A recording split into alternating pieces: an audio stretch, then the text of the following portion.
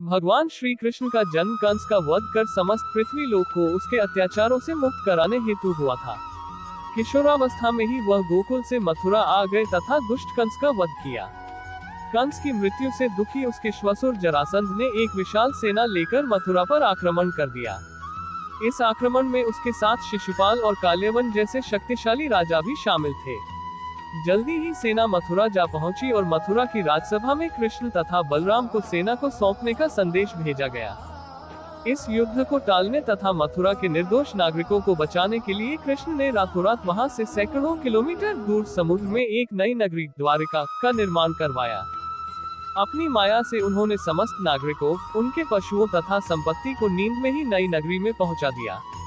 अगले दिन सूर्योदय के समय कृष्ण तथा बलराम जरासंध की सेना के सामने जा पहुंचे और उसे लड़ने के लिए चुनौती दी। जैसे ही जरासंध और दूसरे राजाओं ने कृष्ण को मारने के लिए शस्त्र उठाए, दोनों भाई भागने लगे। उन भाइयों के पीछे जरासंध तथा काल्यवन जैसे राजा भी भागने लगे। कुछ ही देर में दोनों भाई बहुत आगे निकल गए और उनके पीछे केवल मात्र काल्यवन रह गया। उसे देवताओं ने वरदान दिया था कि उसकी हत्या किसी अस्त्र या शस्त्र से नहीं होगी। ऐसे में वह निर्भीक था और लगातार कृष्ण का पीछा करते करते एक गुफा में जा पहुंचा। गुफा में राजा मुच्चुकुंद सो रहे थे, जिन्हें इंद्रदेव ने वरदान दिया था कि जो भी उन्हें उठाएगा वह उनके देखते ही जलकर भस्म हो जाएगा। वहां पहुंचकर कृष्ण ने सोए हुए मुच्चुकुंद पर अपना पीताम्बर डाल दिया और स्वयं छिप गए। काल्यवन भी वहां जा पहुंचा और सोए हुए राजा मुच्चुकुंद पर पीताम्बर देख उन्हें ही कृष्ण समझ बैठा। उसने मुच्चुकुंद को उठाने के लिए लात मारी, जिसके कारण उनकी निद्रा खुल गई और उनके देखते ही काल्यवन वहीं पर जलकर भस्म हो गया। तत्पश्चात कृष्ण ने राजा मुच्चुकुंद को अपने चतुर्भुज स्वरूप में दर्शन दिए और उन्हें मोक्ष पाने का वरदान दिया।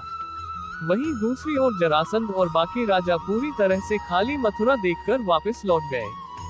युद्ध से भागकर कृष्ण ने रखा देवताओं के वरदान का मान। कृष्ण चाहते तो स्वयं भी काल्यवन और अन्य अधर्मी राजाओं का वध कर सकते थे, परंतु देवताओं के दिए वरदान का मान रखने के लिए ही उन्होंने काल्यवन को राजा मुच्चुकुंद के हाथों मरवाया। इसी तरह बाद में जरासंध का वध पांडु पुत्र भीम के हाथों करवाकर बूधरा का भार कम किया। इस तरह कृष्ण ने दिया दुनिया को उदाहरण। इस कहानी के बाद कृष्ण के नाम के साथ हमेशा के लिए रण जोड़ दिया। कृष्ण की इस कहानी से सीख मिलती है कि अनावश्यक ताकत का प्रदर्शन नहीं कर बुद्धिबल से काम लेना चाहिए। इस तरह हम अपनी शक्ति को खर्च होने से रोक सकते हैं और बड़े से बड़े संकट का भी सामना कर सकते हैं।